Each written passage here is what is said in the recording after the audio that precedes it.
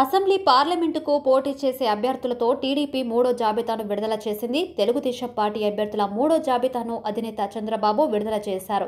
ఇవాళ 11 assembly, 13 MP స్థానాల్లో అభ్యర్థుల్ని ప్రకటించారు.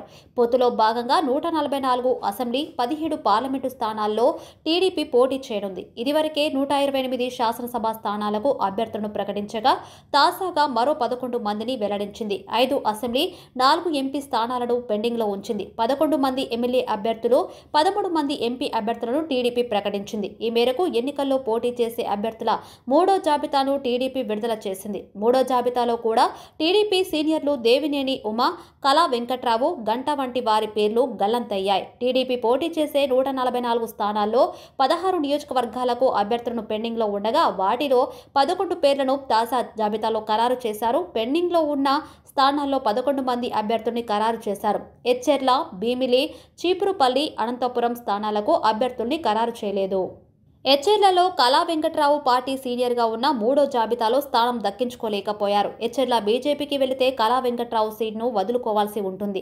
భీమిలిలో సీనియర్ నాయకుడు గంటా శ్రీనివాసరావు సీటు ఆశిస్తున్నారు. చీపురుపల్లి నుంచి పోటీ చేయాలని టీడీపీ అధిష్టానం ఆదేశించిన గంటా విముఖత చూపటంతో దానిని పెండింగ్లో పెట్టారు. దీంతో చీపురుపల్లిలో కూడా ఖాళీగా ఉంచాల్సి వచ్చింది. అనంతపురం అర్బన్ నియోజకవర్గాన్ని బీసీ సామాజిక వర్గానికి ఇవ్వాలనే ఆలోచనతో దానిని పెండింగ్లో ఉంచారు. దర్శి నుంచి సిద్ధ రాఘవరావు పోటీ చేయించాలని యోచిస్తున్నారు. సిద్ధ రాఘవరావు కోసం పెండింగ్ ఉంచినట్టు చెబుతున్నారు. మరోవైపు బీజేపీకి కేటాయించిన స్థానాల్లో అభ్యర్థుల్ని ఇంకా ప్రకటించలేదు. టీడీపీతో సీట్ల సర్దుబాటు విషయంలో బీజేపీలో భిన్నాభిప్రాయాలు ఉన్నాయి. అటు జనసేన పోటీ చేసే 21 స్థానాల్లో ఇంకా అభ్యర్థుల ఎంపిక కూడా ఇంకా కొలిక్కి రాలేదు.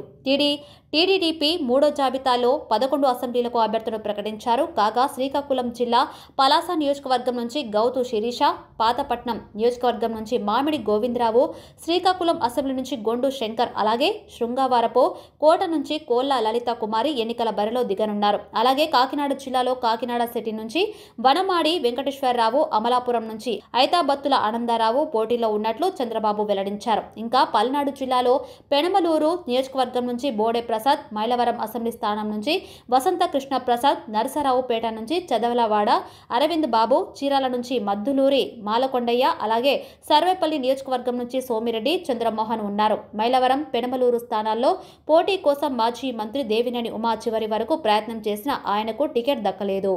ఇక ఇదే జాబితాలో టీడీపీ ఎంపీ అభ్యర్థులను సైతం టీడీపీ అధినేత చంద్రబాబు ప్రకటించారు. టీడీపీ, జనసేన, బీజేపీ కూటమి పొత్తులో భాగంగా టీడీపీ 17 లోక్సభ స్థానాల్లో పోటీకి రంగం సిద్ధం చేసుకుంది టీడీపీ.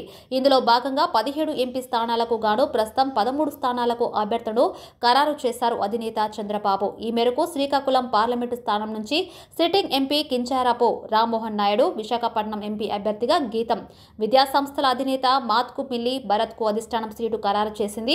అమలాపురం పార్లమెంటు నుంచి గంటి హరీష్, ఏలూరు పార్లమెంట్ అభ్యర్థిగా పుట్ట మహేష్ యాదవ్, విజయవాడ లోక్సభ స్థానం నుంచి కేశినేని చిన్నికి సీటు కేటాయించారు చంద్రబాబు.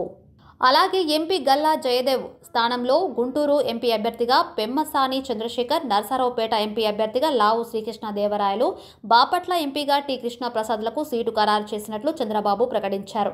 నెల్లూరు పార్లమెంట్ అభ్యర్థిగా రాజ్యసభ సభ్యులు వేమిరెడ్డి ప్రభాకర్ రెడ్డి, చిత్తూరు అభ్యర్థిగా దగ్గుమల్ల ప్రసాదరావు, కర్నూలు ఎంపీగా బస్తీపాటి నాగరాజుకు సీటు కేటాయించారు. అదేవిధంగా నంద్యాల ఎంపీ అభ్యర్థినిగా బైరెడ్డి శబరి, హిందూపురం ఎంపీ అభ్యర్థిగా బీకే పార్థసారథిలకు అధిష్టానం వచ్చే పార్లమెంటు ఎన్నికల్లో చోటు కల్పించింది.